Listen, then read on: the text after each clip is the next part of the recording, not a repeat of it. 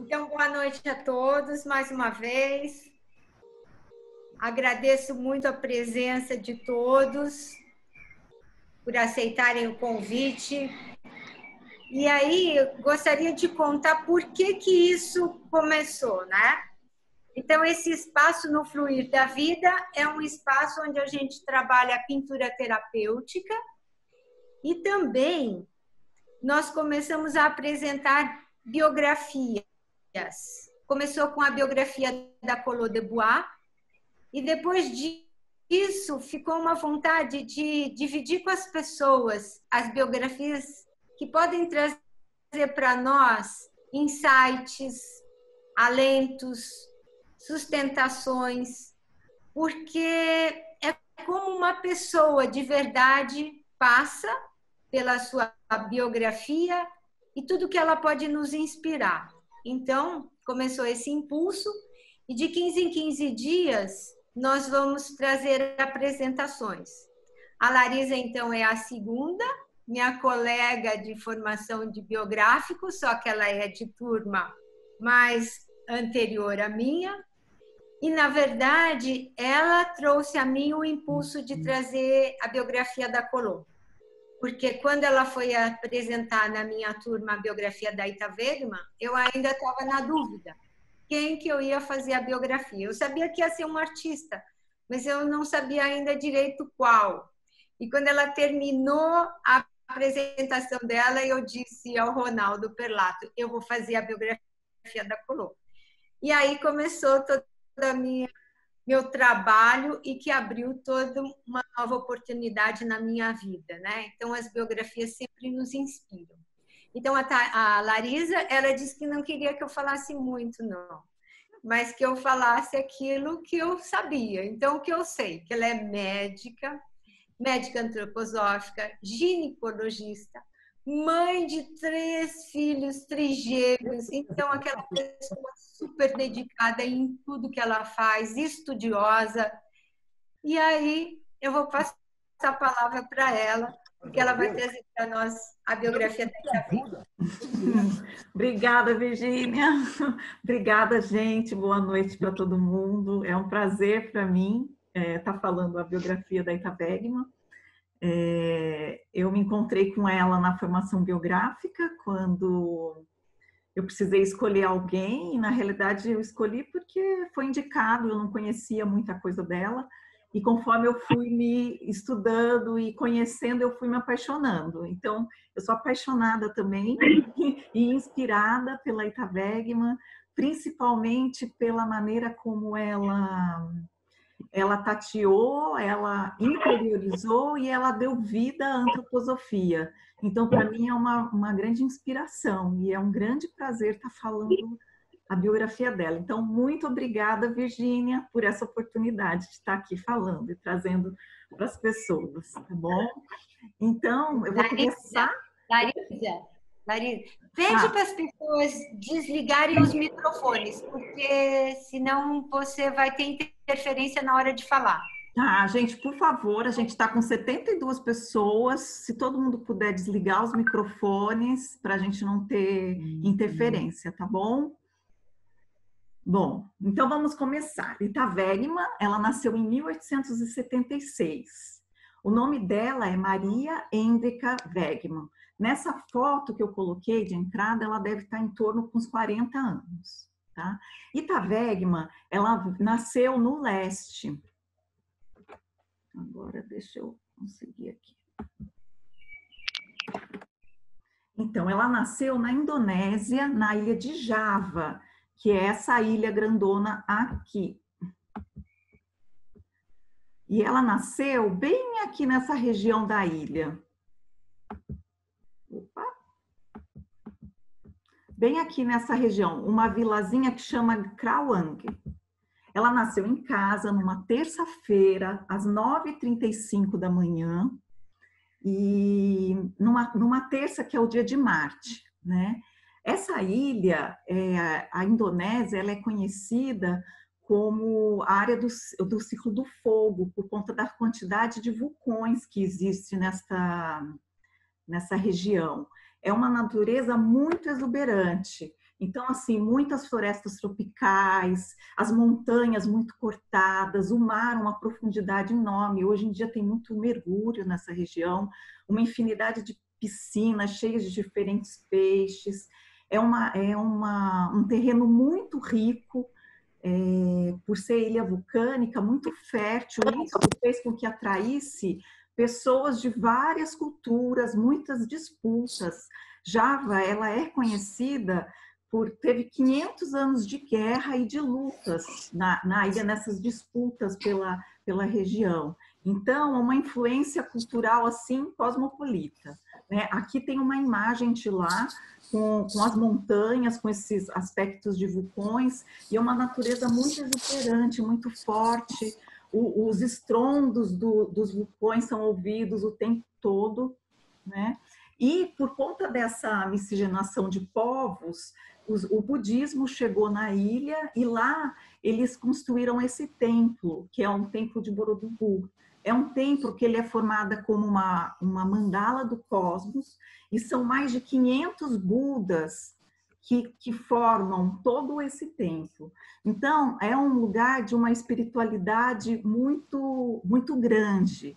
Itavegma, uma vez, quando um amigo ia para a Indonésia, ela escreveu para ele: não deixe de visitar o templo de Borobudur. Então, quer dizer que foi uma coisa que influenciou muito ela. Ela escolheu como pais entre Givegma, que era um homem do mar, ele chegou lá na ilha de Java a bordo de um navio, que o pai dele era capitão, chamava Electra. Ele era um homem de temperamento forte, colérico, muito organizado, muito voltado para as questões sociais e muito inteligente. E como mãe, Henrietta. Henrietta era uma pessoa muito, muito firme, muito dócil também, e uma mulher com uma capacidade de suportar muitas perdas e muitos sofrimentos. Os dois são holandeses. Java se tornou colônia da Holanda em 1845. E eles, então, se conheceram numa dessas viagens de Hendrik, eles se casaram. E Wegman é a primeira filha do casal. Mas Hendrik, ele já tinha um filho, que chamava Victor, e que passou a morava com eles, e que era 3 anos mais velho que Wegman. Então, quando ela nasceu, ela já chegou na casa com esse irmão, meio-irmão Victor, né? 3 anos mais velho. Logo depois, 1 ano e meio, nasceu sua segunda irmã, Charliane. Depois de 1 ano, nasceu a Wilhelmina, que morreu 1 ano depois. E a Wilhelmina, ela faleceu no mesmo ano que nasceu um outro irmão, Manta, que era uma criança com necessidades especiais. E depois, quando Itavegma tinha 5 anos, nasceu o seu último irmão, o caçula, o Henri Charles. Então, a família Wegman foi constituída assim. Os avós paternos ela não conheceu porque eles já haviam falecido quando ela nasceu. E os avós maternos, eles eram donos, o avô dela trabalhava com os armazéns na ilha, que armazenava toda a produção. E tinha muita produção, e onde o pai trabalhava, nas canas de açúcar. Então ele saiu, ele deixou o mar e passou a trabalhar com a indústria açucareira. E assim, eles viveram lá em Krawank, na cidade que ela nasceu, até os 6 anos. E depois eu trouxe essa casa é moderna, tá? Mas eu só queria mostrar como eram os tetos, que era esse teto de chapéu de sol. As casas eram desse jeito, essa casa está reformada, mas era assim, a descrição da casa dela é uma casa grande, com esse chapéu de sol, com varandas largas, e nas varandas tinham vasos brancos, que geralmente eram colocados plantas rosas ou plantas medicinais. Então, desde pequenininha, ela já tinha esse contato com as plantas medicinais. E a casa, a sala toda cheia de cortina, para não bater o sol, não entrar muito, porque devia ser muito quente, e as varandas também com essa intenção. E quando ela tem 6 anos, o pai dela ele é transferido para essa... Ai, meu Deus. Para essa região aqui, que chama Propolingo. Na realidade, ele não foi efetivamente para Propolingo, ele foi morar quase 1h30 de Propolingo. Propolingo é uma cidade portuária que fica bem nessa bacia, tem a Ilha Madura contralateral que forma essa bacia. É um dos lugares mais lindos da Indonésia, eu pesquisei, hoje é um centro turístico de muito mergulho. E também é onde tem os 3 maiores montanhas da ilha. Então, é ainda uma natureza mais exuberante, com águas, com fontes nascentes de água quente. E quando ela foi morar nessa região, ela passou a estudar, né? Foi para a escola, e eles iam para a escola de charrete. E aí é muito interessante, porque ela ia com os irmãos e muitas vezes ela ficava incomodada que o rapaz da charrete estava indo muito devagar, ela assumia o comando da charrete e ia rápido. E ela descia, se despedia do cavalo, ela tinha um amor intenso pelos cavalos, se despedia dos cavalos e ia para a escola. Uma das qualidades dela era ser muito estudiosa. Ela gostava de ser a primeira aluna da sala. E nessa época, ela, quando voltava para casa, a distração dela era cuidar dos cavalos. O pai dela tinha mais de 20 cavalos. E ela ficava lá o tempo inteiro cuidando dos cavalos, ou depois que ela aprendeu a ler, leituras. E ela adorava história.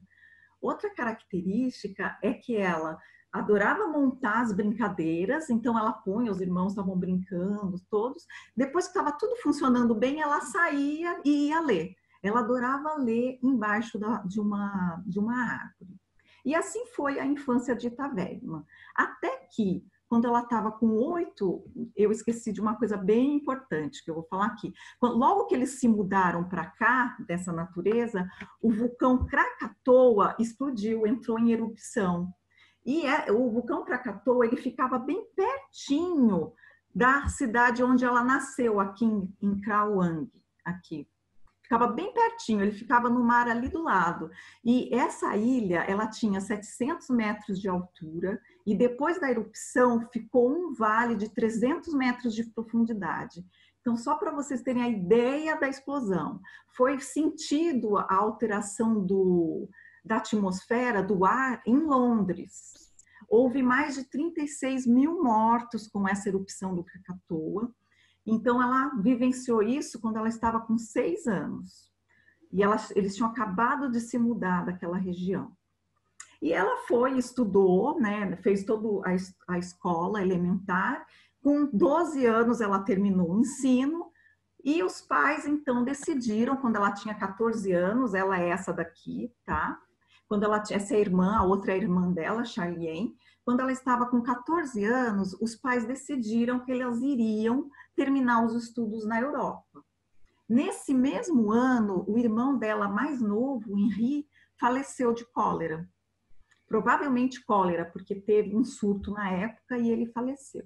Então, elas partiram, então ela com 14 anos, 14 para 15 anos, para Holanda. E lá, elas foram, essa viagem para ela foi muito inesquecível, porque ela, a irmã e a mãe, ela tinha uma expectativa muito grande em conhecer a Europa, o lugar dos pais, da origem da família dela. E ela conta que foram 5 semanas no navio, que era um calor insuportável durante o dia, e eles ficavam torcendo para chegar à noite, que tinham os jantares, e era muito, muito bonito. E ela fala que era inesquecível o céu estrelado do Oceano Índico.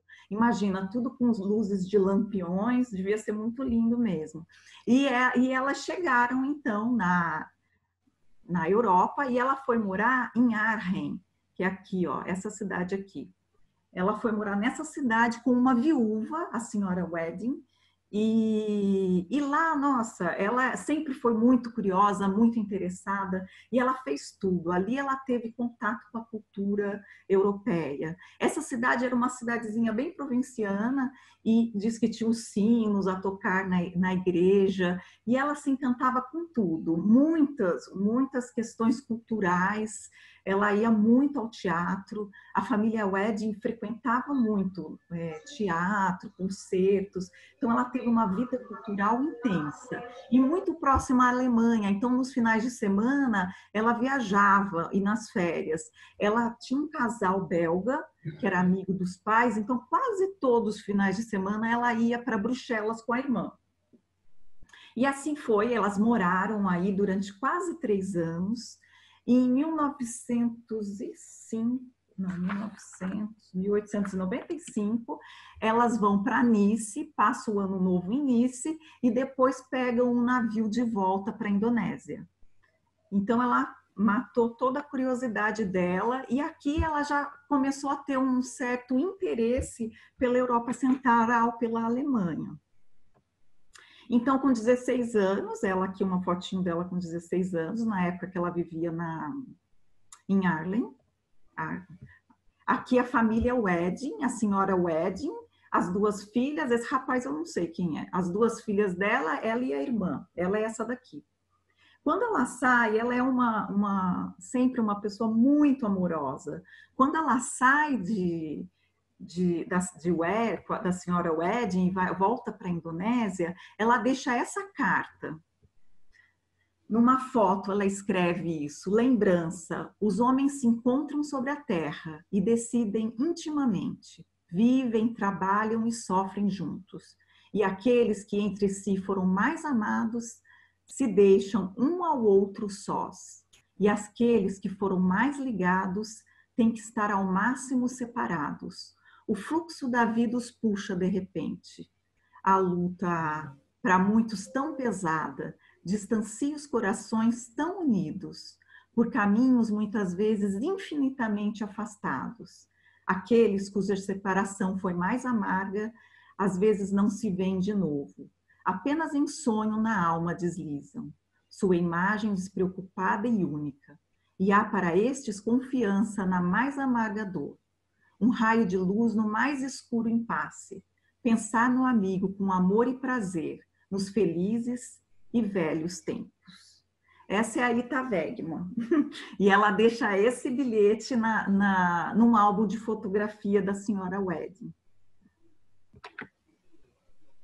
E quando ela volta para a Indonésia, ela já não tem mais paciência para as coisas, para a vida social. Porque o que acontece? Nessa viagem de volta, ela se apaixona por um oficial.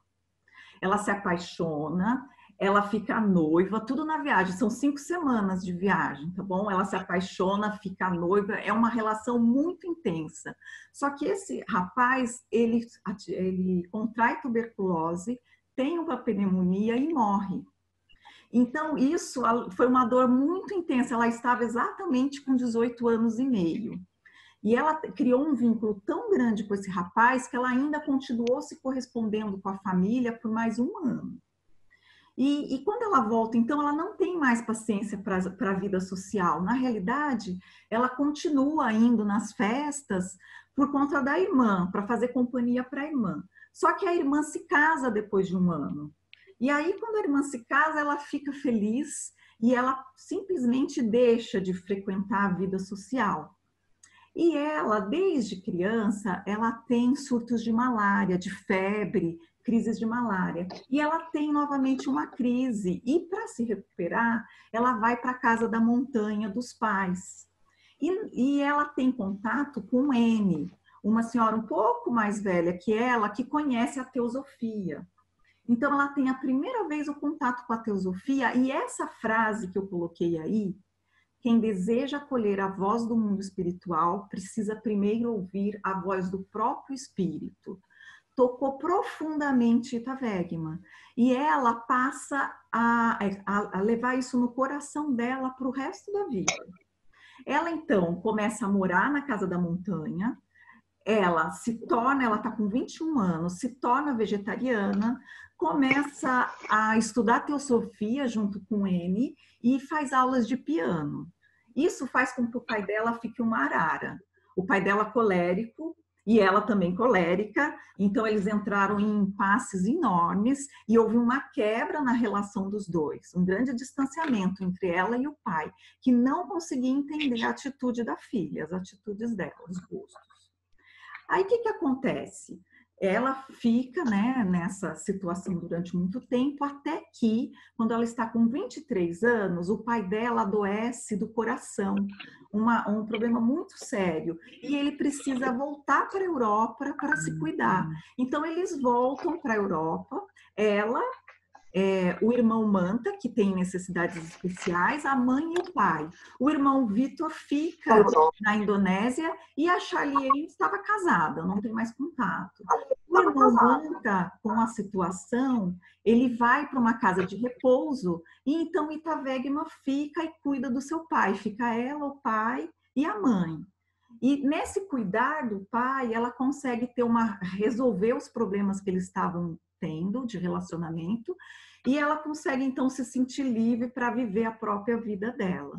E então ela decide, ela queria muito fazer fisioterapia.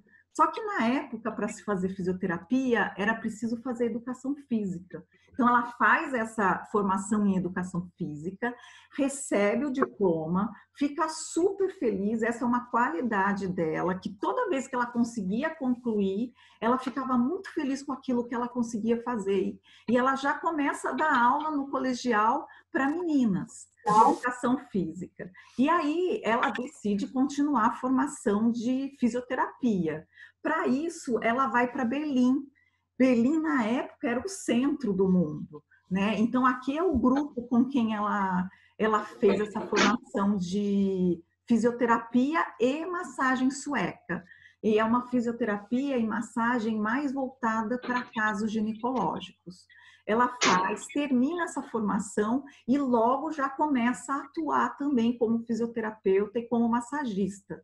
E ela é reconhecida pelos pacientes pela qualidade das mãos, pela qualidade das massagens que ela fazia. E quando ela está lá em Berlim, ela já, desde a época que ela foi fazer a formação, ela já se aproximou da sociedade teosófica, que ela já tinha esse interesse. E lá em Berlim, ela escuta falar de Steiner. Ela escuta falar de Steiner, que ele era secretário-geral na Sociedade Teosófica da Alemanha, como um homem que buscava o seu próprio caminho espiritual. Então, ela fica muito curiosa e ela dá um jeito de se encontrar com ele. Eles se encontram e Steiner pergunta para ela o que ela estava fazendo em Berlim. E ela responde que ela tinha ido estudar e conhecer a vida. Quando ela diz isso, ela conta.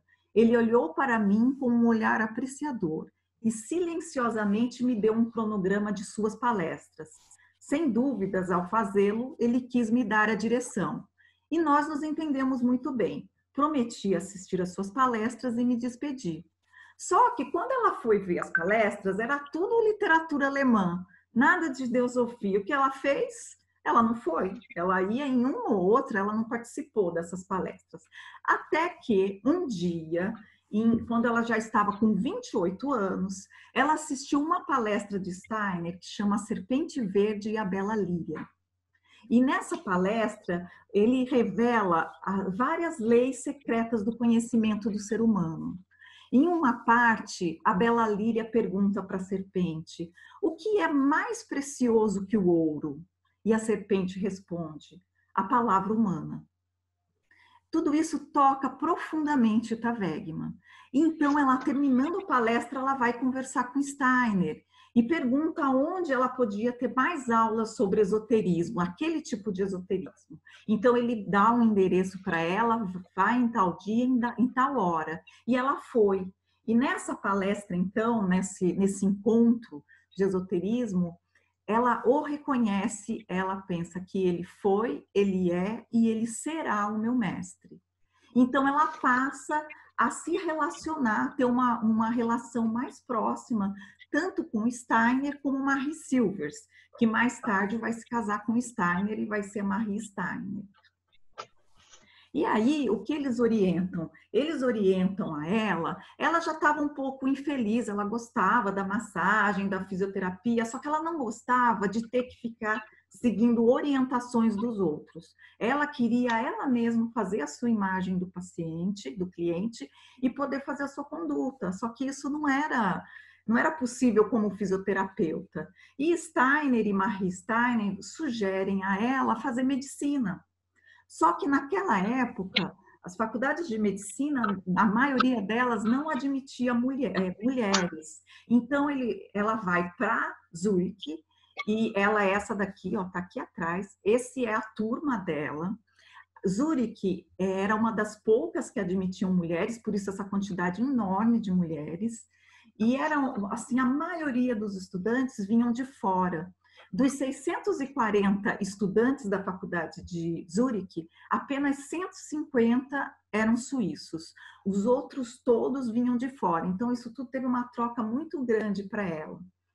E ela faz a faculdade em Zurique. Ela não queria fazer em Zurique, porque ela queria ter mais contato com as palestras de Steiner. Mas Marie Silvers fala para ela, vá para a Suíça.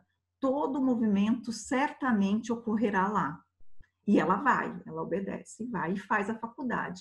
Nos últimos 2 semestres, ela consegue convencer alguns amigos e consegue fazer os 2 semestres em Munique. E lá, Steiner estava dando várias palestras, eu acho que ele estava morando em Munique nessa fase. Então, ela tem muito contato com ele nessa fase.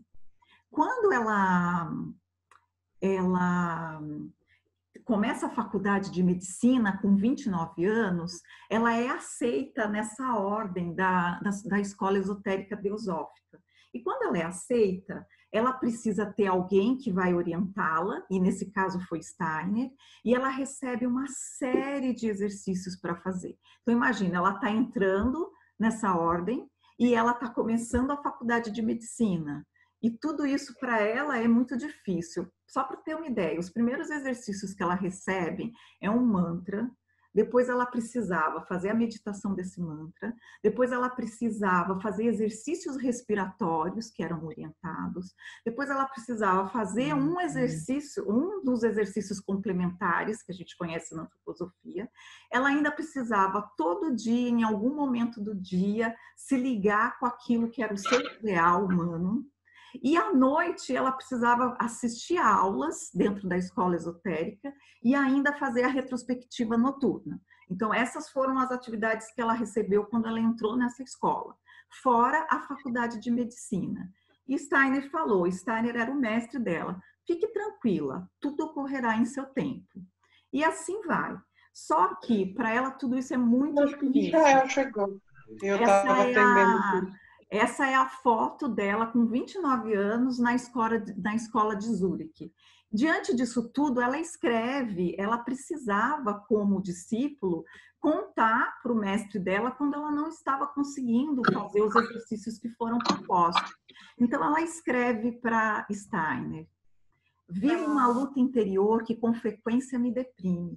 Existe tanto sem clareza para mim e a capacidade de pensar é tão pequena.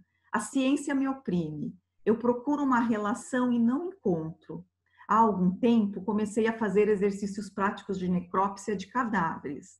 Esse trabalho me é extremamente antipático. Não me sinto bem na sala onde se encontram os cadáveres, mas agora está um pouco melhor que no início. Então, o senhor sabe como estou. Fiz os exercícios respiratórios tão bem quanto pude, assim como a meditação. E assim é como ela se sentia. Né? E ela continua fazendo os exercícios, tal, até que no Pentecostes de 1907, no Congresso Teosófico em Munique, ocorre uma separação entre Steiner e Annie Besant. E aí, todos os alunos da escola são chamados e é perguntado para eles qual lado eles vão seguir. E Steiner chama a Ita Wegman e pergunta para ela, e ela conta. Steiner mandou me chamar. Ele me recebeu sério, com um olhar interrogativo. Pouco foi falado entre nós, nos entendíamos muito bem. Eu disse simplesmente, eu fico com o senhor. porque sentia que ele sabia das coisas. Então, seu olhar se tornou luminoso, tomou minha mão, deu-me o signo de Micael e falou coisas importantes para mim que não devo repetir. Foi renovado um karma muito antigo que existia entre ele e eu. O alcance desse encontro só se tornou consciente para mim muitos anos mais tarde. E ela continua a faculdade e se forma no dia 11 de julho de 1911, com 35 anos. Ela se forma, ela vai para a Holanda, ela visita a mãe dela, que na época estava morando na Holanda. Eu esqueci de falar, mas enquanto a senhora Wedding era viva, ela visitou a senhora Wedding várias vezes. E depois ela foi para Munique, estava vendo as apresentações de drama de mistério que a Marie Steiner estava promovendo. Ela foi junto com Steiner, ela foi, frequentou. E ela decidiu fazer o doutorado. E foi muito interessante o doutorado dela, porque casos recidivantes de febre escarlatina. Isso fez com que ela, esses casos recidivantes, na realidade, eram os casos que aconteciam dentro da casa de uma criança que tinha escarlatina. Então, ela precisava ir até a casa e ficar observando as questões de higiene, as relações humanas. Então, esse foi o doutorado, foi uma observação, né, da família.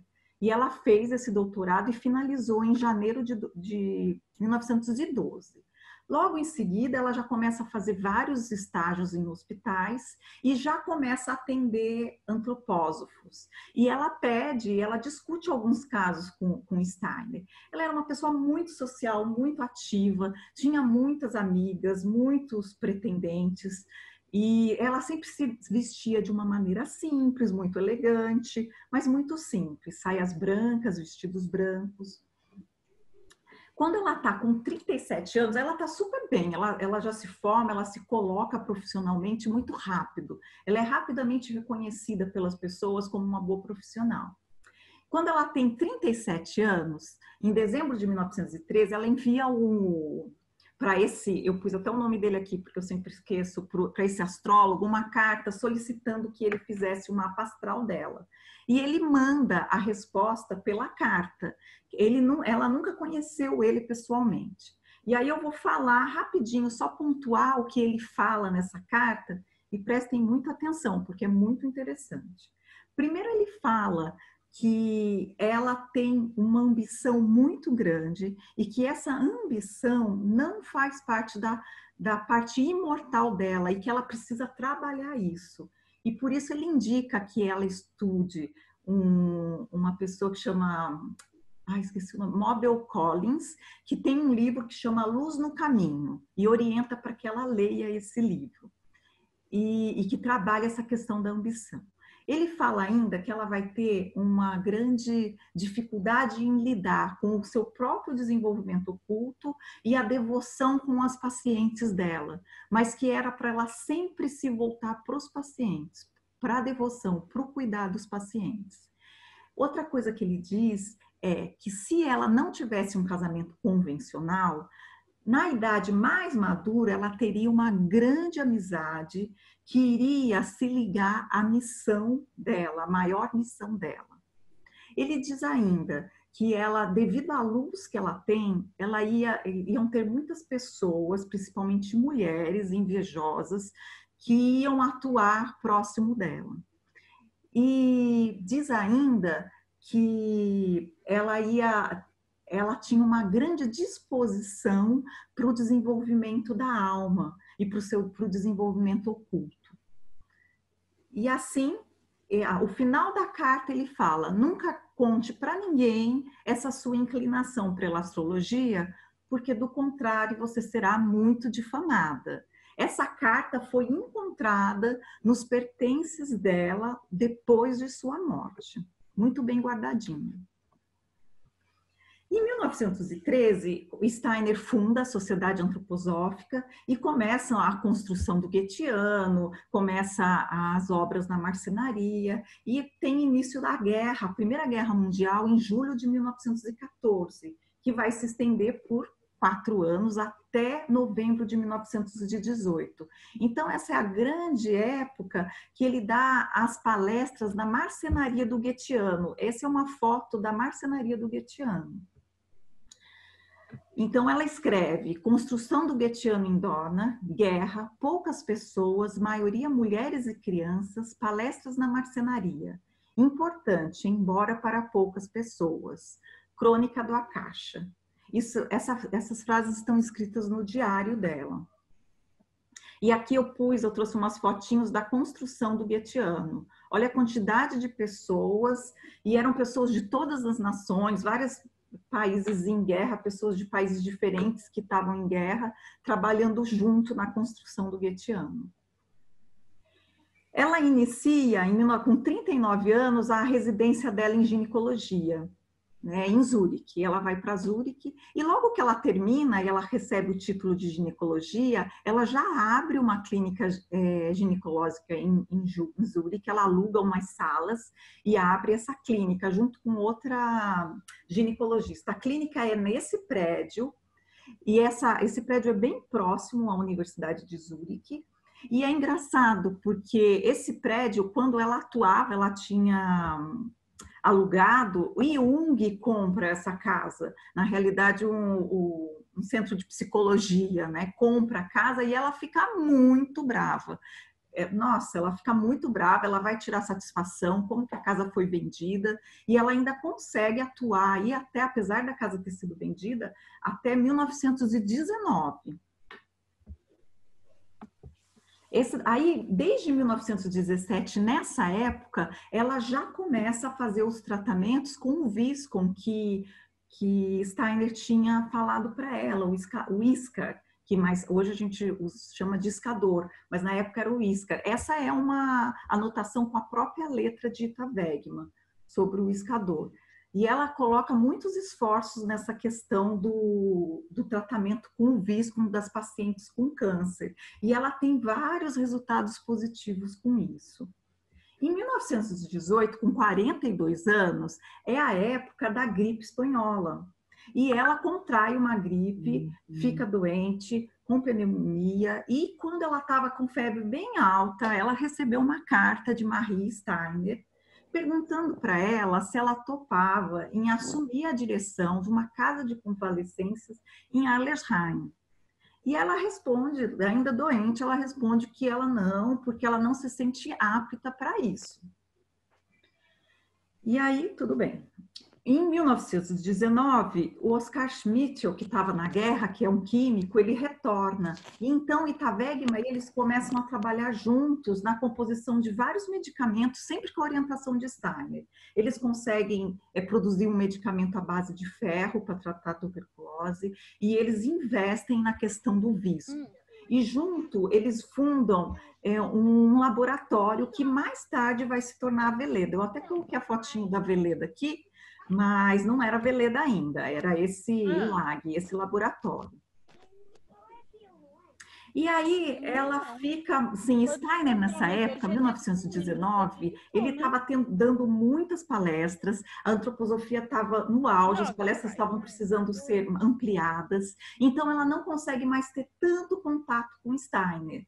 E aí ela se sente insegura. Ela fala: sugestão para que eu assumisse uma casa de convalescência em Dorna, rejeitada por mim. Agora, difíceis relações, eu devo ser cuidadosa. Ele não é capaz de me aconselhar. Eu devo fazer o que meu ser diz que precisa ser feito. E ela escreve, ela conversa sobre isso com Schmidt também. Eles precisavam atuar sem ficar esperando a aprovação do Steiner. No Natal de 1919, ela convida a Madeleine van de Venter para trabalhar com ela, porque ela está querendo montar um instituto. E em 1920, Steiner começa essas conferências, o homem em sua relação com o cosmos. E Ita Wegman se sente como se estivesse nos tempos de mistérios. E ocorre o primeiro curso para médicos, por isso que a gente comemora agora, esse ano, 100 anos da medicina antroposófica. Mas esse curso para médicos, a princípio, eles seriam 2 semanas. E eles foram 3 semanas de palestras. E Steiner, eu vou falar o que a Madeleine van de Venter conta, e ela estava nas palestras. Que Steiner começou a dar o curso todo animado, empolgado, mas conforme ele foi dando os cursos, parece que ele foi ficando com um ar de preocupação, porque parece que os médicos não conseguiam entender nada do que ele estava falando. A única pessoa, até que um dia, numa palestra, ele pede para Eita Wegman, que estava sentada na última fileira, num banco estreito, com a cabecinha encostada na parede, calada como sempre, mas muito receptiva, ele pede para que ela fale sobre o tratamento com o Visco, com a experiência dela, que ela já estava usando o Visco desde 1917, então ela tinha 3 anos de experiência.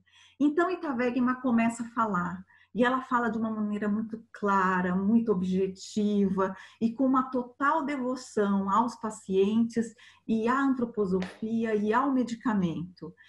Deventer fala que o olhar de Steiner se iluminou. E assim continuou todo esse curso o curso para médico, que então foram 3 semanas de curso. A Eita Wegman escreve sobre essa palestra, sobre esse curso. Uma forte intelectualidade nas palestras, cursos médicos, minha decisão de ir para a Dorna, meu assombro diante dessa intelectualidade, meu anseio pela renovação dos mistérios. Na realidade, Steiner sentia que as pessoas eram muito endurecidas no pensar, elas não conseguiam flexibilizar o pensar, aquela formação toda médica que eles tiveram, é como se atrapalhasse a percepção do que ele procurava trazer com a medicina antroposófica. Em abril de 1920, ela convida a Ilma Walter, que era estudante de medicina, para também trabalhar com ela nesse centro que ela procurava, que ela estava querendo formar. Ela não recebe apoio dos colegas antropólogos. Ela convida Ludwig Hall, que era um dos médicos mais apreciados por Steiner, que morava em Stuttgart, fala que ela está querendo morar. Ele é forte, ele fica muito forte, muito musculoso. Tem alguém com o microfone aberto. Ela pede, então, ela pergunta se ele quer trabalhar, manda uma carta para ele, perguntando, e ela nunca recebeu resposta dessa carta. Então, em setembro de 1920, ela compra uma casa em Allesheim. Ela compra essa casa com o dinheiro que ela recebeu da herança do pai. Essa casa, segundo eles falam, é uma casa pequena, de 5 quartos, que ficava num lugar com um jardim muito grande, com muita floresta, a floresta muito próxima à casa. E ela começa já a fazer a reforma nessa casa. Com isso, como ela estava em Zurique, ela tinha um consultório em Zurique, e ela estava indo muito para a Basileia, porque ela ia discutir casos com Steiner, ela sente que ela precisa mudar o consultório dela para Basileia, mais próximo à Dorna e mais próximo a Allesheim. Então, ela monta esse consultório em 1921. Assim, ela consegue dar supervisão na reforma da casa. Em abril de 21, Steiner dá o segundo curso para médicos, e nesse curso ele começa os fundamentos da euritmia curativa. Nessa época, Steiner dá para Eita Wegman essa meditação, que a gente meditou na semana passada, dentro da Sociedade Antroposófica. O ser humano é uma ponte entre o passado e o ser do futuro. Presente é um momento como ponte, alma crescida do espírito, no envoltório da matéria. Surge do passado, espírito, evolução da alma e envoltórios germinais. Isto é o caminho para o futuro. Abarca o futuro a partir do passado. Acredita no vir a ser a partir do que é. Deste modo, abarca o ser no vir a ser. Desse modo, abarca o que virá a ser naquilo que é. E ela meditou muito esse verso. E no dia 8 de junho de 1921, ela inaugura o Instituto Terapêutico. Essa árvore de entrada era uma macieira. E ela está toda assim, ansiosa de como Steiner iria receber isso, porque ela fez tudo por conta própria, né? Então ela chama Steiner no dia da inauguração e ela conta. Inesquecível foi o momento em que Steiner foi pela primeira vez visitar a clínica. Era apenas um pequeno começo, uma casa de campo com um belo jardim, comprada e reformada por mim, para se tornar uma clínica, com lugar para 12 a 15 pacientes. Com o coração batendo, mostrei para ele os quartos, cada um de uma cor. bem como a sala de tratamento, esperando o seu comentário. E inesquecível foi para mim o momento em que chegamos ao segundo andar e das varandas abertas à vista de Arlesheim, ele tomou a minha mão e disse que queria trabalhar comigo, que ele estava muito contente do ponto a que se havia chegado. E aí ele fala que era importante a necessidade de uma vivificação da medicina por meio da ciência espiritual. Ita Wegemann sente uma alegria enorme, para ela era como se fosse um milagre. Steiner, então, ele fala que ele quer trabalhar com ela e ele faz um prospecto, onde ele faz esse símbolo, que é uma metamorfose do bastão de Mercúrio. E ele faz, né, a clínica, o instituto, ele dá o nome, Instituto Terapêutico de Arlesheim, e ele escreve nesse prospecto: a primeira clínica antroposófica do século XX abre as suas portas, com as características de sua dirigente: alegria e força de vontade, espírito internacional e grande coragem de curar, a coragem de ensinar o caminho da cura. Na realidade, Steiner sempre, várias vezes, ele frisou que Ita Wegemann era diferente dos outros médicos, porque ela tinha nela a coragem de curar. E aí a gente vê vários depoimentos da Collot, da Madeleine van de Venter, que elas contam como Ita Wegemann fazia, né? Então, quando ela chegava na clínica, ela não queria que as pessoas contassem sobre os pacientes que foram admitidos. Ela escutava sem prestar muita atenção, porque na realidade ela queria fazer a própria imagem do paciente. Então ela chegava, se sentava na cama do paciente e conversava com o paciente. E aí ela criava um verdadeiro espaço, ela criava um vazio interior, onde ela procurava fugir de preconceitos, de julgamentos, e permitia que o eu do paciente atuasse dentro dela, sem que ela se perdesse de si mesma. Oi, Fidelzinho. A partir daí, ela conseguia perceber o que era o processo do adoecimento e qual era o processo de negócio, o que precisava ser feito para aquele paciente. Acho que é melhor falar. Gente, fechem os microfones. Estamos ouvindo o ambiente. O anfitrião consegue fechar todos os microfones. O problema é que o anfitrião sou eu não sei fazer isso. Então, gente, vamos colaborar, gente. Tem que pedir para todo mundo colaborar. É porque às vezes abre sem querer, atenção, né? Mas ficar de olho. Então esse era a coragem de curar de Ita Wegemann. Além da coragem de curar, ela também tinha uma outra qualidade, que era a vontade de curar. E a vontade de se ligar ao paciente, ao karma do paciente. Muitas vezes, quando ela percebia que precisava uma mudança biográfica, uma mudança de vida, ela tinha coragem de tocar nesses pontos. E ela tocava nesses pontos com muita seriedade, com muita profundidade, mas ela atuava nesse lugar. E essa era a grande característica que Steiner pontuou inúmeras vezes aos médicos. Em 5 de abril de 22, ela compra uma casa ao lado da casa do Instituto Arlesheim, e onde ela compra essa casa para os colaboradores poderem ficar, e mais tarde esse lugar se transformou no primeiro lar de pedagogia curativa, o Zonhof, que é Casa do Sol, né? Que é essa casa aqui. Essa é uma fotografia do Zonhof. E aí ela começa a trabalhar muito, ela faz muitas viagens para a Holanda e ela consegue as coisas porque ela tem uma grande facilidade de negociar, de conseguir doações para as coisas que ela faz. Ela tem um entusiasmo intenso, ela sempre faz tudo com muito amor e ela consegue, ela vai conversar e ela conta. Eu não esqueci de falar, mas com 12 anos, o pai dela, com a crise açucareira, o pai dela passa a trabalhar no banco e ele faz negociações com as pessoas para financiamento, né, de empréstimo para as coisas. E ela acompanha o pai dela nessa época. E ela fala que isso foi muito importante na vida dela, para ela saber como se colocar, como falar e como conseguir essa ajuda financeira. E ela sempre consegue, tudo que ela tem vontade de fazer, ela consegue um apoio financeiro.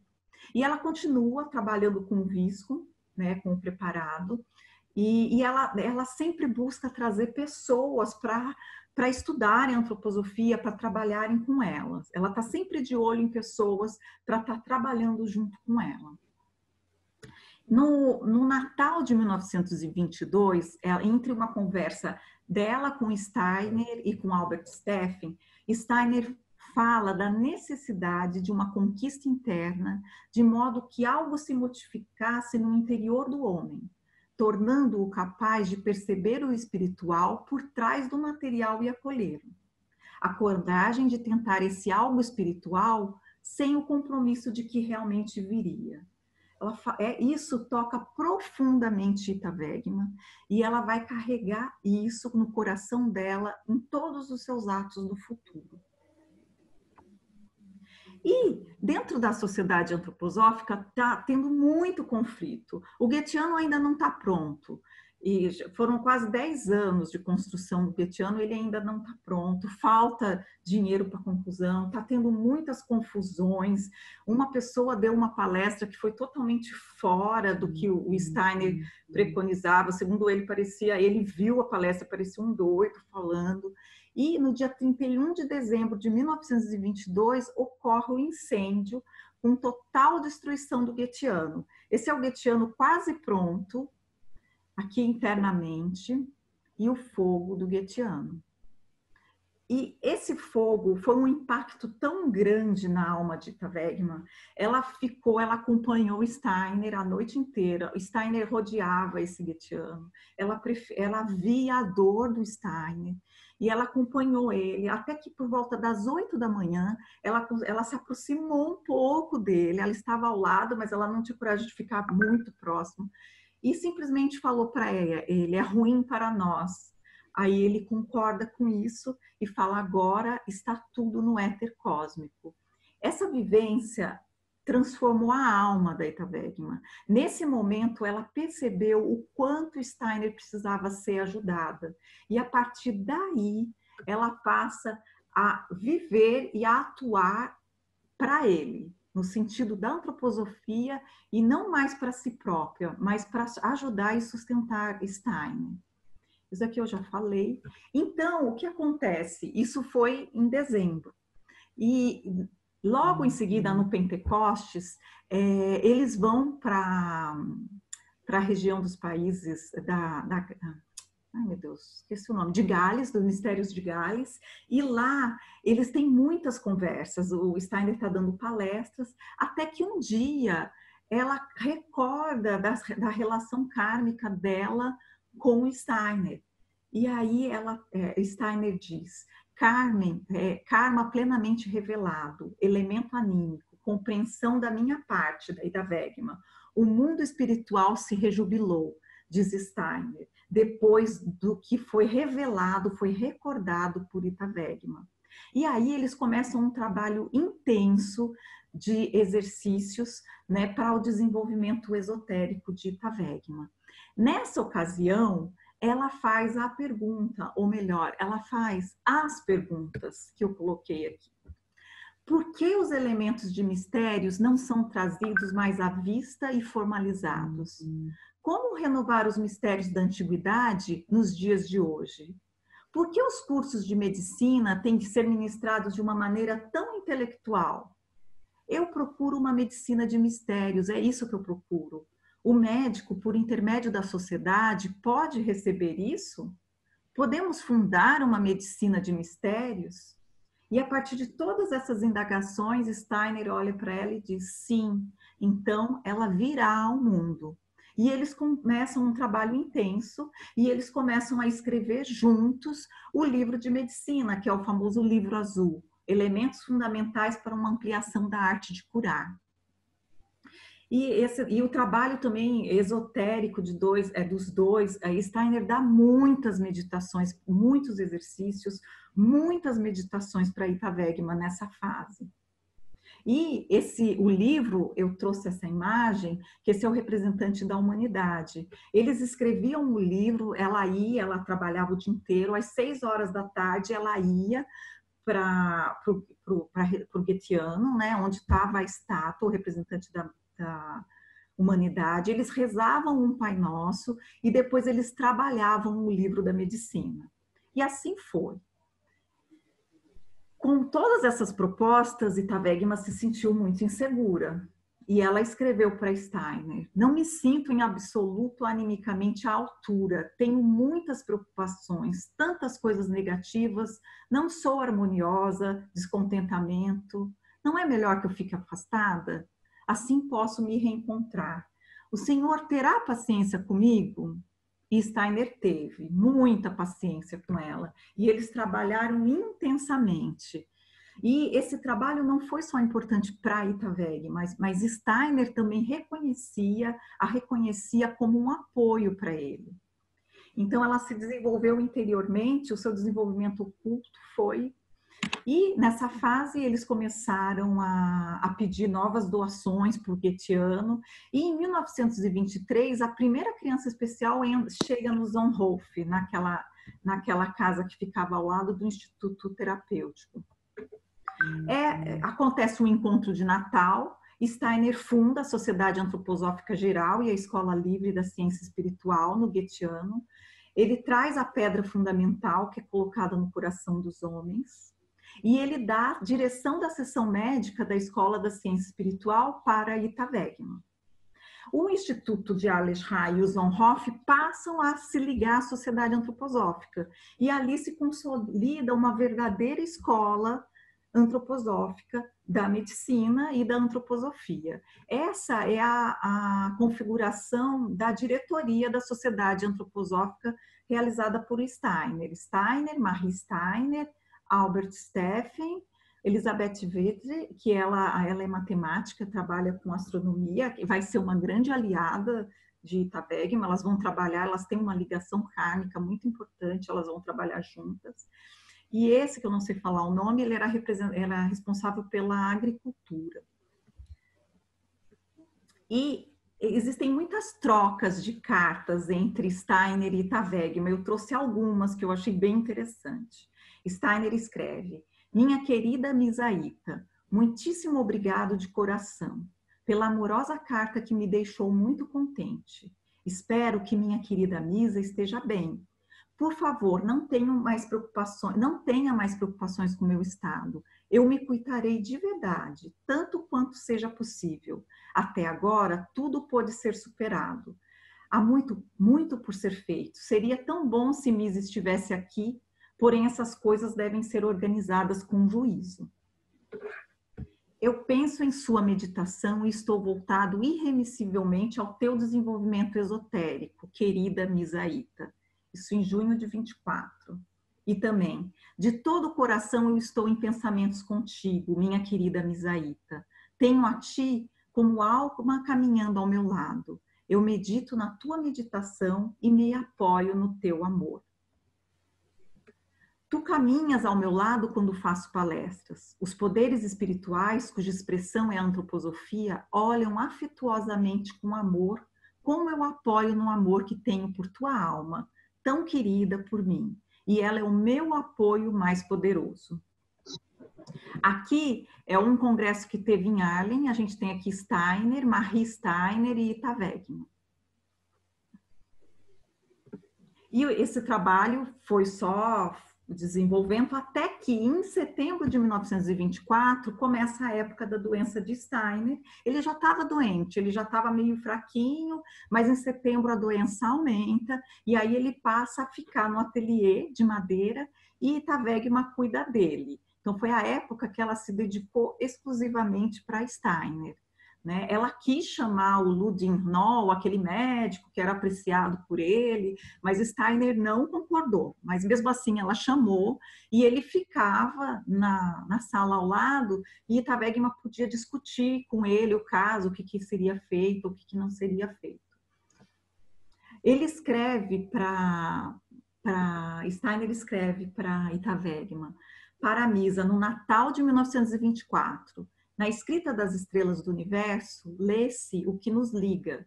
Na escrita das estrelas, que se revela bem no fundo do coração. Na escrita de amor da alma. vive o sacrifício fiel do coração, que trazes para mim diariamente. Uma escrita de amor se tornará, uma escrita de estrelas nas alturas universais. Ao chegar o Natal, sente profundamente a alma e o que vive dentro dela. Escrita de amor, estrelas, gratidão. Eu te entrego do mais profundo de mim mesmo.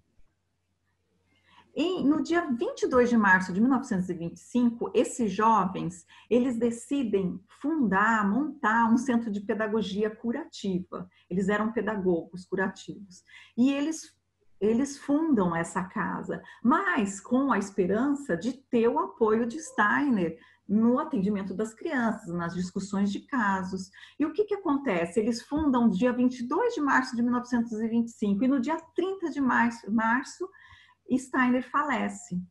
Então, imagino o que não aconteceu na alma deles quando eles perdem o que seria a ajuda, o sustento do trabalho deles, né? Mas, logo em seguida, a Rita Wegman, logo que Steiner morre, ela já retoma, né, todo o trabalho dela de médica e diretora da seção médica, e ela escreve esse artigo aos membros no Jornal do Goetheano. E lá escreveu esse artigo dos 49 aos 51 anos. E nesses primeiros artigos, ela se coloca de coração aberto. Ela queria trazer para os membros da Sociedade Antroposófica a vivência que ela havia tido com Steiner nesse ano da doença dela e de todo esse trabalho que eles tinham feito juntos. Então, ela começa a escrever dessa maneira. E no mesmo dia que Steiner morre, ela escreve também: vamos esperar e ser fortes para tentar receber as intenções dele vindas do mundo espiritual. Tem alguém que abriu de novo o som, gente. Na verdade, a gente está fazendo uma revisão para a prova que a gente... Marisa, aparece como iPhone de Milena. Ela desligou agora. Então ela acreditava, para ela era Maia. O Steiner estava entre eles, ele só não estava de carne e osso, mas ele estava atuando ali junto com eles. E ela faz, no Congresso de Pentecostes, né, em abril, ele morreu em março, 30 de março. Já no Congresso de Pentecostes, aqueles jovens da casa, eles percebem, eles veem que Rita Wegman, e através dela, está ativa uma força de Rudolf Steiner. Então, a pedagogia curativa passa a ser o centro da seção médica, e ela dá total apoio para eles. E Steiner tinha dado essa meditação para ela um pouco antes dele morrer. Os frutos da alma, eles amadurecem para mim sempre que posso enviar para ti no espírito os semblantes da terra. Então, rejubilando-se no fogo, a existência passada me aparece, cunhando-se na forma que me reveste, namorada dos espíritos. Toma assim a mão da alma, o meu eu que é teu, a estende para ti, e faz o que eu amo, e seria como se meu próprio eu tivesse manejado a pena.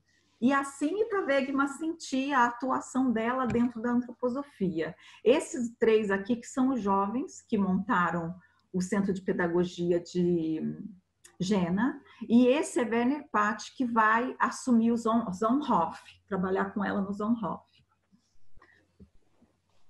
Então, a pedagogia curativa ela consegue ter esse contato muito rápido com eles, né? Na realidade, poucas pessoas conheciam dentro da Sociedade Antroposófica Rita Wegman, porque ela não era ela não dava palestras, ela não era de estar aparecendo, ela era uma pessoa discreta, ela gostava de ficar sempre no fundo. Então, as pessoas tinham medo dela não dar sustentação para todo o processo da antroposofia que estava só começando, né? Nessa fase também na história, começa a ter uma marginalização progressiva das crianças com necessidades especiais. Começa a se levantar a lebre de que precisa esterilizar, começa a cultura da eugenia, e até aqui, esse August Faure é um psiquiatra, isso em 1913. Olha o que ele escreve. Não almejamos de forma alguma criar uma nova raça de seres humanos, criar super-homens, mas apenas eliminar gradualmente os sub-homens defeituosos. Eliminar por meio da esterilização voluntária os portadores de germes nocivos e, através disso, ajudar a multiplicação crescente de pessoas melhores, mais sociais, mais sadias e mais felizes. Agora, você imagina a Itavegma diante dessa situação. E o que eles procuram de toda forma atuar para que não ocorresse essas esterilizações, né? Então, eles negociam para que a coisa fosse feita mais no futuro, para dar uma chance para as crianças melhorarem e não serem submetidas a isso. E Itavegma tinha essa característica de ela ser um ser plenamente espiritual. Ela nunca feria ninguém. Ela sempre agia com uma sinceridade enorme, com muita energia. E se as pessoas, os colaboradores, se desviassem, ela sempre se posicionava. Isso era uma característica dela. Uma grande firmeza, uma grande amorosidade, uma grande sinceridade. Ela tinha, desde quando Steiner faleceu e ela assumiu a sessão médica, ela queria criar um movimento mundial de pedagogia curativa, que ela queria que as pessoas estivessem muito forte na questão da vontade, na questão do atuar. Em 1925, ela funda essa escola de enfermagem lá no Instituto Terapêutico. Ela, na realidade, esse primeiro curso de enfermagem são para 20 enfermeiras. Ela faz esse curso junto com a comunidade dos cristãos e ela quer trazer para a enfermagem a importância que é o contato com o paciente, esse encontro com o paciente, o quanto que a enfermeira ela precisa ser tolerante, ela precisa ter amorosidade, e aí ela ensina técnicas de massagem, as terapias externas, e esse contato humano, ela trazia muito que a enfermeira ela precisava ter positividade no atuar com os pacientes.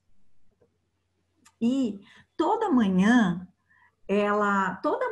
no Instituto Terapêutico de Arlesheim, ela lia uma palestra de Steiner e ela lia esse verso para as enfermeiras. Eu me encontro na luz, com o tom próprio da alma, e o tom se pulveriza, se torna imagem de cor, na luz. Seres divinos de luz, tom desaparecido, som nele ressuscitado. Fala a partir dele, tu és, som próprio da luz do cosmo, ressoe reluzindo, ilumine soando. Esse verso era recitado para as enfermeiras. Além desse verso, tinha um verso de fortalecimento do coração, que eu não trouxe, mas que aí elas faziam juntas. E a clínica, então, se tornou uma grande escola, as terapias, várias terapias, massagem rítmica, terapias externas, terapia artística, terapia da fala, musicoterapia.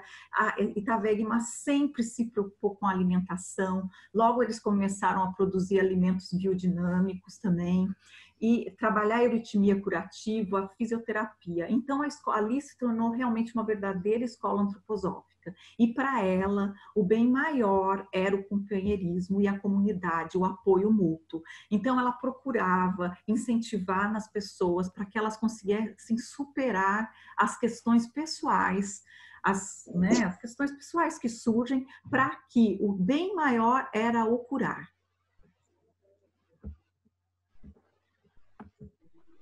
Opa.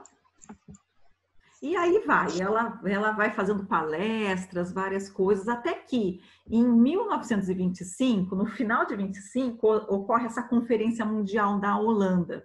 E lá, se não me engano, foi o Zielmans e o Daniel Dunlop, eles querem formar essa Associação Escola do Mundo. O que é isso? Isso já tinha sido proposto para Steiner, por eles, acho que pelo Daniel Dunlop, que era você fazer escolas, formação de pessoas fora do goetheano. E para formar mais gente, para poder espalhar mais a antroposofia. E naquela época, em 1920, Steiner achou que era prematuro. Mas agora, em 1925, para Itavegma fazia todo sentido, a antroposofia precisava ser difundida. Só que esse apoio que ela deu a esse movimento, na realidade foi visto pelo Goetheano, pela direção executiva do Goetheano, Marie Steiner, pelo Albert Steffen, como um desejo de poder.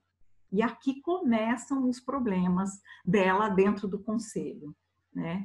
Ela cria, junto com vários outros médicos, essa revista Natura. E nessa revista, ela começa a colocar coisas que eram para estar no livro azul e que não teve tempo de ser escrito no livro azul. E então ela começa a pôr, principalmente para médicos, o tratamento com os metais. E essa revista ela vai ser impressa durante muito tempo. Ocorre a expansão da clínica, deixa eu correr um pouquinho. Essas três aqui são as principais ajudantes durante toda a vida de Ita Wegemann.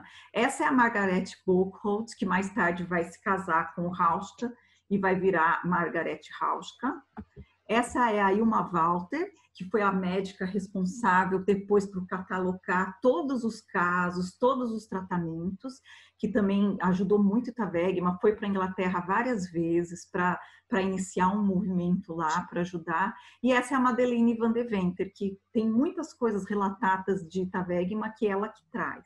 Então, as três funcionavam como verdadeiras estrelas guias ao redor de Ita, trazendo as coisas para o mundo e as defendendo. A Madeleine van de Venter, toda vez que Ita Wegemann precisava sair da clínica, ela que assumia a clínica, a direção da clínica. Ela começa, todos esses lugares que tem manchinhas, que eu coloquei umas letrinhas, são os lugares onde ela começou a viajar para incentivar os estudantes de medicina a estudar o livro azul. Então, ela viajou muito nessa época. E aqui é uma foto do novo Goetheano, que já estava quase pronto. Eu consegui identificar Ita Wegemann aqui e Albert Steffen aqui. Então, esse é o Goetheano novo, que foi inaugurado em 1928, né?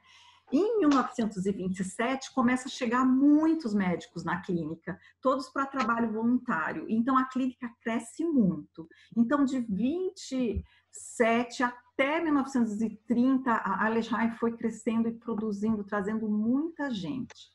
Em 1927, foi a primeira vez que ela conseguiu reunir os médicos. Quando Steiner deu para Ita Wegemann a sessão médica, ela questionou Steiner. Ela falou: o que eu faço com esses médicos tão inteligentes? E realmente ela teve muita dificuldade com os médicos. Ela teve o apoio dos pedagogos curativos, mas com os médicos ela conseguiu fazer essa primeira reunião só 3 anos depois que ela assumiu a sessão médica. E ela abriu esse congresso, esse encontro, dizendo: e eu espero que nós agora possamos nos encontrar num trabalho comum, todos nós, para nos estimularmos reciprocamente e para buscarmos atingir aquilo que Steiner esperava de nós, médicos. Se esse encontro for o primeiro passo nesse sentido, será uma grande alegria para mim. E assim foi. Rudolf Hauschka, eu trouxe essa frase porque isso representa bem quem era Ita Wegemann, né? O trabalho dela com os médicos na clínica. O café da manhã dos médicos era muito produtivo. Muitas novas iniciativas eram concebidas ali, rejeitadas ou renascidas. Wegemann não era um chefe confortável. Ela geralmente trocava as diretrizes contra os nossos melhores argumentos. Até que percebíamos, depois de tudo, que a decisão dela era a mais correta. Eu entrei em um grupo pioneiro, vivendo de maneira modesta e que se esforçava para trazer o nascimento do impulso espiritual. Ita Wegemann tinha essa característica de conseguir perceber qual era o dom da pessoa. Então, e ela percebia e ela rapidamente, ela estimulava a pessoa a estar fazendo as coisas. Outra coisa, sempre que alguém vinha pedir opinião, se devia fazer ou não devia fazer alguma coisa, ela falava: faça, experimente, os anjos vivem nos atos. E ela falava: se você faz, os deuses se inclinam. Se você não faz nada, se você faz e erra, os anjos vêm e te corrigem. Mas se você não faz, eles ficam sem ter como atuar. Então, ela sempre incentivava as pessoas no atuar, no fazer. sempre que ela concordava, né? Porque com a Collot foi diferente, ela não concordava com a Collot ir para a pedagogia curativa, ela falou, não, eu não concordo, esse não é o seu caminho. Norbert Claes, ele fala, Ita Wegemann era uma pessoa de porte grande, passos rápidos, sempre organizando e sempre sorrindo. Ela despertava a vida em si.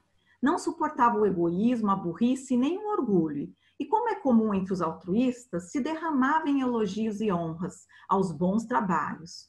Possuía em si uma força santa, tornava possível o impossível, atuava com muito calor de espírito, um fogo que tudo vivificava. Isso é um depoimento de várias pessoas. Várias pessoas que eu li falam que quando Ita Wegemann chegava em algum centro, a atmosfera de pedagogia ou de cura, a atmosfera do lugar se transformava. Era uma alegria no ar, um entusiasmo, uma força que contagiava todo mundo. Então, teve essa conferência em 1928, lá, foi uma conferência pública na Inglaterra, e aí foi a confusão dentro da Sociedade Antroposófica, porque Ita Wegemann, ela ajudou, ela ficou muito entusiasmada, porque foi uma maneira de se colocar a antroposofia no mundo.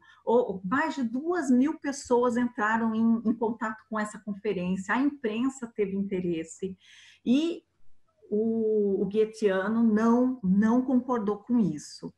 E então, foi nesse ano também que teve essa abertura do Goetheano, que foi uma cerimônia muito pequena, fechada.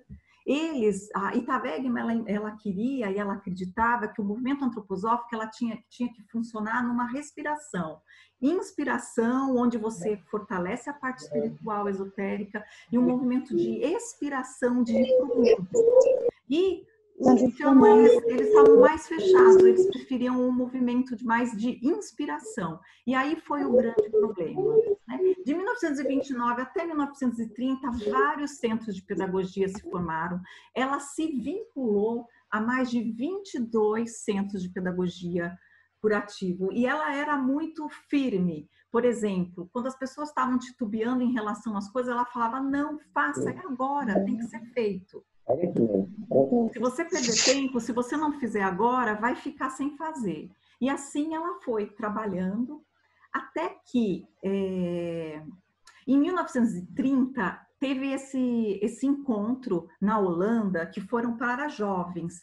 E era um encontro para 200 jovens, mais de 600 jovens apareceram, e eles ficaram em barracas, e comiam dessa maneira, e assim, ela super feliz, porque, olha só, porque muitos jovens, e ela acreditava na força do jovem, e ela acreditava que a antroposofia tinha que ir para o mundo.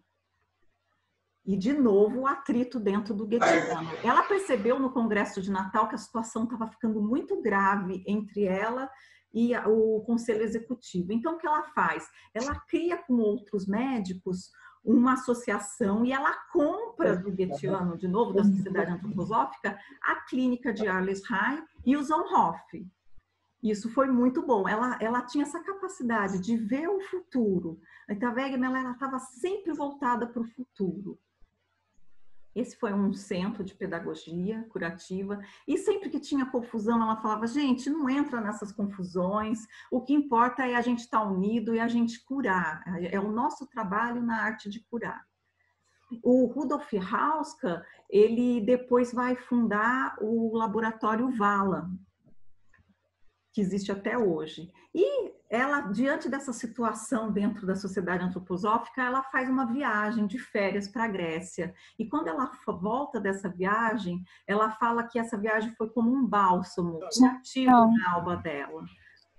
E essa é a viagem, o caminho que ela faz em todos os centros de mistérios. E quando ela volta, são os lugares que ela passeou, que ela foi.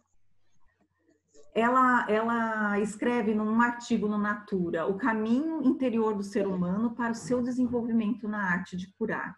E ela volta com essa questão, para onde tem que ir o centro do movimento antroposófico?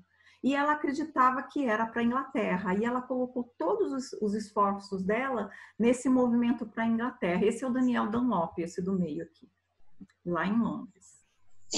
E ela já começa a perceber a situação muito crítica quando Hitler assume o poder em 1933. E ela já começa a se sentir muito sozinha. E aí, o grande trabalho dela, todo o esforço que ela faz para ir para a Inglaterra nunca dá certo. Ela manda Ilma Walter para lá, ela manda outros colaboradores para lá, mas as coisas na Inglaterra parece que não caminham. Né? E ela procura tentar combater esses ideais nacionalistas dentro dos centros, dentro das clínicas. Gente, tem alguém com a aberta. Pai fez sopa, eu vou comer. Gente, alguém Você consegue ver quem é, Virgínia? O microfone está aberto? E as atividades... Está com o microfone aberto e tem outra pessoa também, Nádia. Gente, por favor, desliga o microfone de vocês. E ela procurou intensificar em todos os centros de pedagogia curativo a importância de se formar uma verdadeira comunidade espiritual, né? E ela fala, é tão importante nesses tempos ficarmos lado a lado, pelo menos, sabendo que no fundo das nossas almas, as conexões entre nós são verdadeiras e boas. E onde quer que haja mal-entendidos, isso não é intrínseco ao nosso ser mais íntimo. E ela procura fortalecer as pessoas nesse sentido. E ela via a questão da guerra que estava por surgir. E ela escreve muitas cartas nessa época de 1933. Como devemos nos organizar como verdadeiros antropósofos, de uma maneira que sirva verdadeiramente as qualidades humanas? Como podemos começar a difundir a ciência espiritual de forma correta, apesar e além do nacionalismo? E como viver de acordo? Eu posso ver um tempo aproximando-se quando a onda que agora está na Alemanha não permanecerá dentro de suas fronteiras, se espalhará a outros países e cada país irá se fechar, chegando a uma guerra generalizada e grande. Como devemos atuar? Isso é intrínseco às nossas tarefas. Do contrário, a antroposofia não tem sentido se a adquirimos apenas para nós mesmos e em isolamento. Ita Wegman tinha essa característica. Ela lia o jornal todos os dias, ela estava sempre voltada para as coisas que acontecem no mundo e como que ela, dentro do movimento antroposófico, poderia fazer para ajudar as questões mundiais. E ela sempre via, isso era em 1933, ela já estava prevendo a guerra que ia começar em 1939. Ela tinha uma visão muito ampla das coisas. E assim foi. E em 1933 já começa todo um movimento para ajudar a tirar crianças, principalmente as crianças com necessidades espirituais, da Alemanha. E ela atua nisso, discutindo com as pessoas, ajudando a fuga e a recepção, onde essas pessoas iam ser recebidas. Mas, em 1934, a Ita Wegman é vista dentro da sociedade antroposófica como um carcinoma da sociedade antroposófica. Ela é vista como assim, ela tem que ser extirpada. E começam a ter, eles querem fazer uma dissolução da sociedade onde Ita Wegman não teria mais o poder de admitir pessoas. Teria que passar também pelo diretor-geral, que era o Albert Steffen. E ela não concorda de maneira nenhuma com isso, porque cada diretor poderia adquirir pela maneira como Steiner criou, cada um poderia adquirir os seus colaboradores e colocar como membro da sociedade. E eles queriam tirar esse poder dela, e ela não admitiu. Ela começou com uma flebite nas pernas, que evoluiu para uma septicemia, ela ficou muito doente. Ela não conseguiu participar dessa assembleia, eu acho que graças a Deus, porque foi horrível, eu não vou colocar aqui, mas ela foi totalmente difamada, falando coisas horríveis sobre o Instituto de Arlesheim, e ela ficou esse tempo doente, e o Mal Walter cuidou dela, e ela teve uma experiência de quase morte. Ela fala que ela se encontrou com Steiner e com Cristo, e que eles falaram que era para ela voltar, porque ela ainda tinha tarefa aqui na Terra a ser feita. Então ela volta, ela melhora, ela vai ficar em convalescência nos Alpes e uma Walter cuida dela, mas com isso o nazismo está se fortalecendo em toda a Europa, né? E no dia 14 de abril de 1934 ocorre a dissolução mesmo da sociedade, e nesse dia a cidade em que Steiner nasceu, Kragujevac, pega fogo. E o único lugar que não pega fogo nessa cidade é a estação de trem onde o pai dele trabalhava. E depois que ela se recupera, ela vai fazer uma viagem para a Palestina, que era o sonho dela, ir para a Palestina com o Steiner. Só que ela vai sozinha e ela vai numa época que é verão. E quando chega lá, tudo muito seco. Ela conta que ela não conseguia perceber o Cristo. Ela queria perceber os vestígios do Cristo, mas ela não consegue, é tudo muito seco, aquela questão mercantil. Até que um dia ela está com os companheiros numa montanha, e o tempo, de repente, cai uma chuva fina. Quando cai essa chuva fina, ela percebe um cheiro. E eles vão ver, são as sementes que liberam um odor. E ela fala que ali ela teve a vivência do Cristo no etérico. E a partir daquele momento, a viagem ganhou uma outra cor. Essa é eles na Palestina. Tá? Quando ela volta querendo trazer a cristianização da medicina. E aí ela vai se aprofundar nos estudos dos evangelhos, trazidos por Steiner. Né? Em 1935, ela é efetivamente expulsa da sociedade, junto com a Elisabeth Vetris, junto com todas as pessoas que apoiavam ele, os holandeses, muitas pessoas são expulsas. Isso cria uma situação muito difícil para as pessoas ficam muito confusas com tudo que está acontecendo. E ela escreve, e aí a postura dela de vida é para a gente aprender. Ela fala assim: eu não discuto mais por ninguém, aceito o que vem a mim. Cuide para nunca cacar de volta, isso somente encoraja os demônios. Perdoe de uma vez se você puder. E ela nunca proferiu uma palavra contra o Goetheano, contra o conselho executivo. Pessoas que começaram a trabalhar na clínica, nem sabiam do que tinha acontecido. Ela proibia que isso fosse falado dentro da clínica, porque ela falava que isso só ia fortalecer as forças adversas. E então ela conseguiu manter esse elemento, essa atmosfera curativa de amor dentro do Instituto Terapêutico de Alemanha, que fica ao lado do Goetheano. Então, acho que esse é um grande aprendizado para a gente, né? E ela continua esse caminho de cultivar o lado esotérico da antroposofia, e ela se liga muito, as pessoas, apesar dela ser tirado, as pessoas que se ligaram a ela continuam ligadas a ela. Então, ela ajuda os centros de terapia, de pedagogia curativa, quando tem questões pessoais, quando tem questões financeiras, quando é para escolher o lugar, ela é sempre chamada para dar a opinião dela. Ela faz o estudo da classe, ela se volta muito depois dessa viagem da Palestina para a questão esotérica da antroposofia. E procura trazer isso para os colaboradores, para todos os colaboradores. E ela funda uma casa de cura que fica em Ascona. Ela sempre teve vontade de ir para a região mais sul.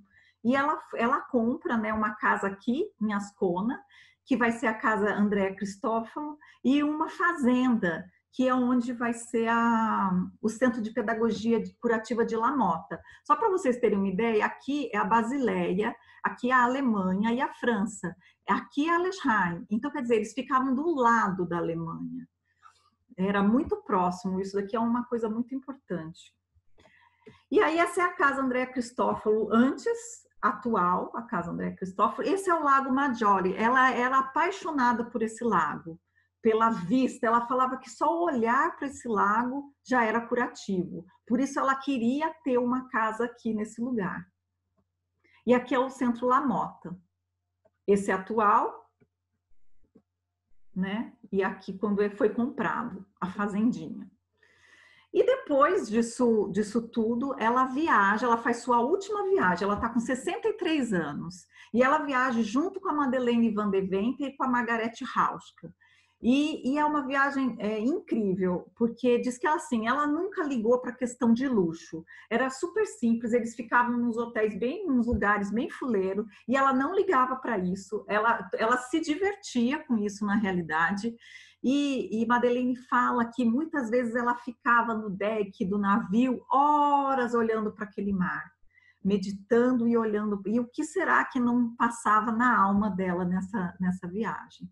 Quando ela volta dessa viagem, ela fala para esse pastor que agora ela descobriu que a Alemanha é o país que precisa ser de apoio e também é o mais esperançoso para o desenvolvimento da antroposofia. Então ela falou, nossa, a minha vida inteira eu pus os esforços na Inglaterra e foi em vão, quando quem precisa do apoio é verdadeiramente a Alemanha. E imagina, ela fala bem alto, isso não pode acontecer logo que ela fica sabendo do início da Segunda Guerra Mundial, no dia 3 de setembro de 1939. E ela fica tão fora de si, ela já estava na casa de madeira dela, ela fica tão que ela sai e vai para a clínica. Quando ela volta, ela cai na escada, fratura o cotovelo esquerdo. E aqui a gente vai começar uma terceira fase de vida da Ita Wegemann, que é uma fase de intensa introspecção. Ela fica 15 dias na clínica, porque não tem médicos, ela precisa fazer a cirurgia com anestesia local, imaginador, e ela precisa ficar na clínica até a total recuperação dela. Então, ela fica 15 dias exilada. Ela continua escrevendo, porque ela dita as cartas, né? E ela continua escrevendo para todo mundo, tentando fortalecer, falando para as pessoas se ajudarem mutuamente, ajudarem as pessoas, os fugitivos da guerra. Ela tem sempre essa preocupação, ela tem essa alma fraternal, social. E a clínica dela começa a abrigar judeus, fugitivos de guerra, só que aí começam as crises, né? As crises pessoais. Imagina, pessoas com pensamentos totalmente diferentes no mesmo lugar. Mas outra qualidade dela, ela nunca excluía ninguém. Se vem até mim, eu estendo a mão e eu ajudo. Em fevereiro de 1940, ela convida a Collot, que já havia trabalhado com ela em Arlesheim, para ir para Ascona. E ela fala que tem uma capelinha, que ela quer que a Collot reforme, pinte, faça um afresco, porque ela quer que as cinzas dela sejam colocadas ali. Porque Steiner lhe falara que se as cinzas estiverem colocadas num lugar, se forma um ponto luminoso e a pessoa consegue do mundo espiritual atuar na Terra. Então ela fala isso para Ita Wegemann, para a Collot, e pede que para a Collot ir para Ascona, e a Collot vai. Mas você lembra que eu mostrei lá a Basileia do lado da Alemanha? Ela fala que os tiros podiam ser continuamente ouvidos e sentidos na clínica. Agora imagina o que surge na alma dessa mulher, que acredita que a Alemanha é o lugar para onde a antroposofia tem que ir, e ela está escutando e vendo a Alemanha ser destruída. Até que, no dia 15 de maio de 1940, a clínica, o exército suíço pede que a clínica, então elas precisam sair da clínica. E ocorre essa evacuação, eles pegam um trem e vão para Ascona. Ela com outros médicos e com algumas crianças. E ela fala para a Collot, a humanidade precisa de algo e nós devemos providenciar um portal através das pinturas, para que os seres espirituais possam vir e estar em conexão conosco. Ela fala que com a guerra houve como se fosse um limite, que o mundo espiritual é como se ele tivesse parado de atuar e que precisava desse portal, essa religação com o espiritual. E ela acreditava que a Suíça poderia ser um sanatório para a humanidade. Então ela pede para Collot ir para lá. E ela fala, a própria Collot fala que várias vezes as pinturas dela eram curativas para a própria Ita Wegemann. Essa nora, ela fala, quando a senhora doutora Wegemann mudou para Ascona, podia-se ver a dor e evidências de difíceis provações impressas em sua triste expressão. Eu vi uma grande força negra nela. E aqui uma foto dela dessa época. Parece outra pessoa. Mas rapidamente ela se levanta e ela já começa a fazer palestras. E essa foto, ela tá ruim, mas ela é uma foto muito importante, porque a gente tem a Ita Wegman, a Collot e a Ilma Walter. Essa relação da Ita Wegman com a Collot foi muito importante. A Collot era 31 anos mais jovem que a Ita Wegman. A Collot tinha uma criatividade, tinha um entusiasmo pela vida, que ela fascinava a Ita Wegman, é como se nutrisse a alma da Ita Wegman. Então, essa foto não tinha como não colocar aqui. E assim as Conas se torna agora um centro de formação de jovens. Ela continua fazendo curso para médicos jovens, continua incentivando, apesar de todas as dificuldades da guerra. Ela não consegue mais ter contato com centros de pedagogia curativa, porque as coisas são interceptadas, né? Mas ela continua trabalhando. E se volta muito para a questão das noites santas, os evangelhos, o evangelho de João, o evangelho de Marcos, e as pessoas falam que ela se iluminou, que houve uma intensa modificação na vida interior de Ita Wegman. Toda semana ela ia uma vez a La Mota, onde ela visitava as crianças. Quando ela voltava dessa visita, elas contam, a Ilma Walter conta, a Collot conta que ela tinha uma outra alegria, um outro ânimo, nutria a alma dela o encontro com as crianças. E ela ficou muito triste como o Werner Pache recusou receber crianças vítimas da guerra, e ela foi muito brava e falou para ele que ele perdeu uma oportunidade de progredir e que ela não aceitava isso, que ela não dava um pequeno passo, era preciso dar um grande passo. E em 1942, ela já estava fazendo planos para quando o final da guerra acontecesse. Então, ela chama as pessoas que estavam dirigindo lá Arlesheim, apesar de estar fechado a existir, a Madeleine van der Venter ficou lá e tal.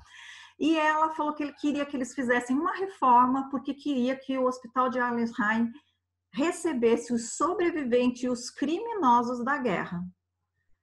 E ela é uma pessoa transformada nessa vida. A Madeleine de Venter conta que a leitura de classe que ela fez nessa ocasião, e na época de Michael, foi a mais espantosa e profunda ministrada por Ita Wegman.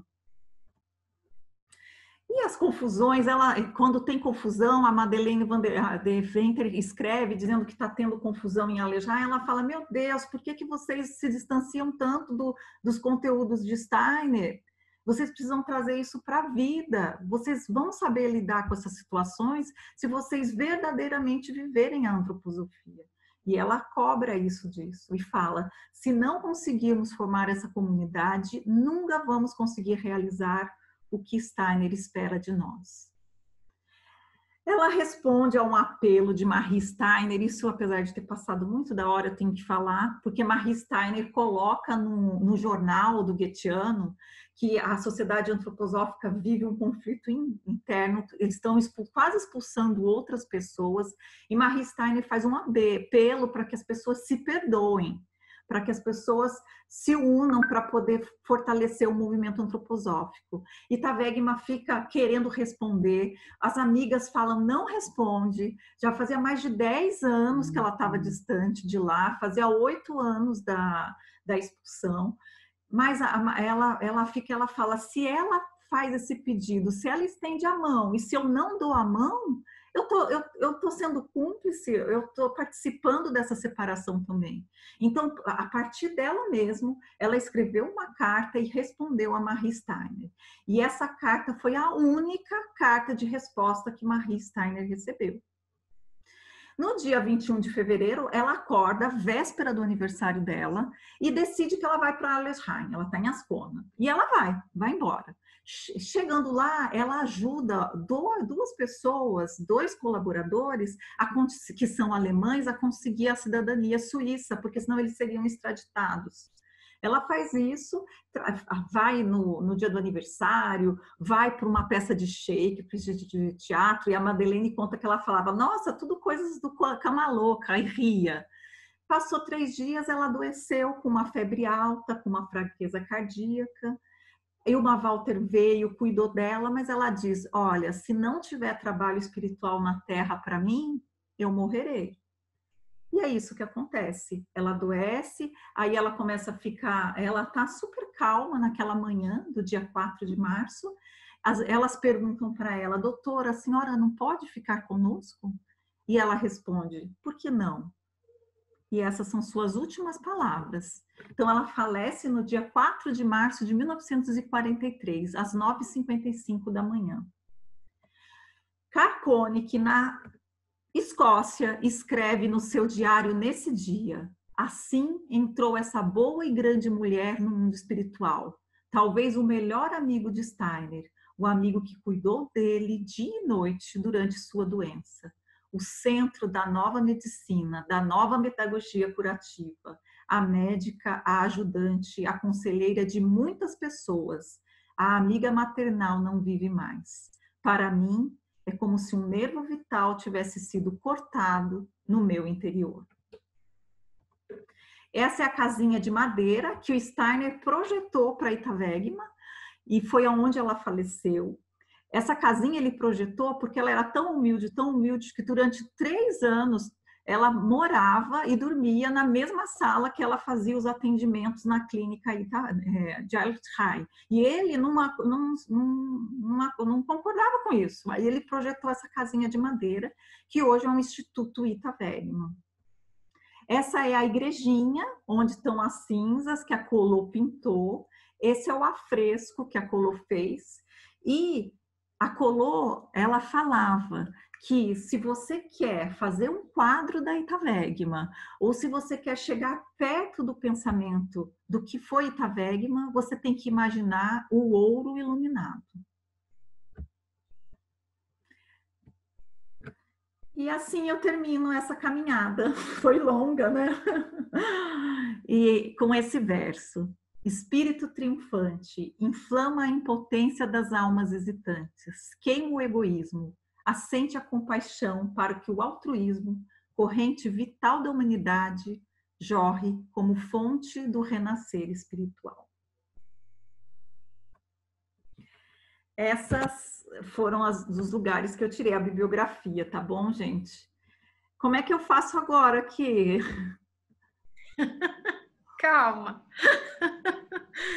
Larissa. Gente, desculpa que foi longo demais. Eu cortei muita coisa e não falei muita coisa. Olha, muito obrigada por tudo.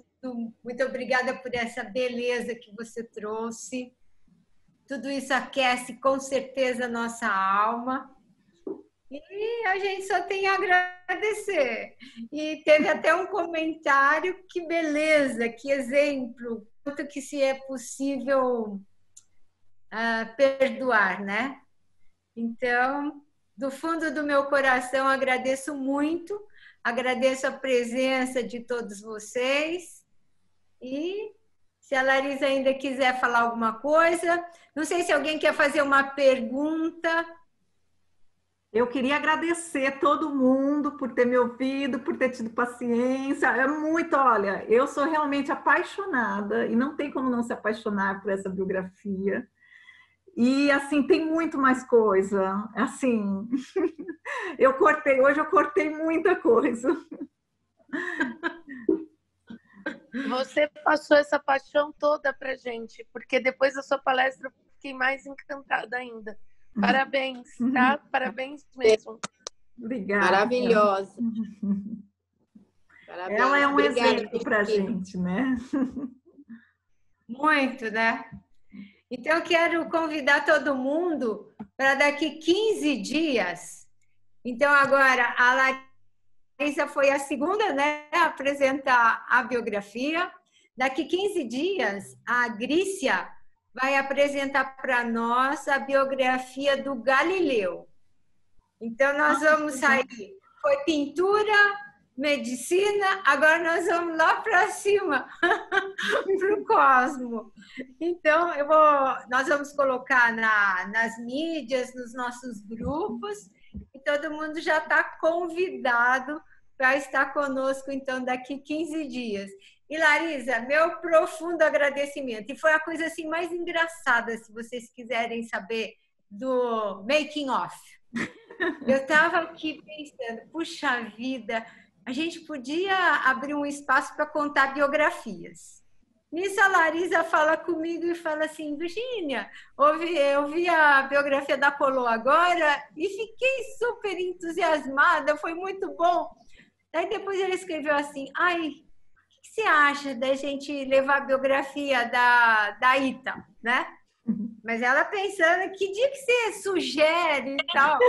Daí eu peguei e falei assim, olha, então vou falar qual era meu desejo, era abrir um espaço para a gente fazer biografias. Então é sempre assim, né? Quando a gente faz e tá certo, os anjos dizem sim. Se tiver errado, eles ajudam. Então vamos fazer, né? Então é isso, gente. Muito obrigada. Obrigada, Larisa. Gente, muito obrigada pela presença, Larisa, viu? eu peço para você não sair, porque eu vou precisar pegar de novo o rosto, senão a gente perde a gravação.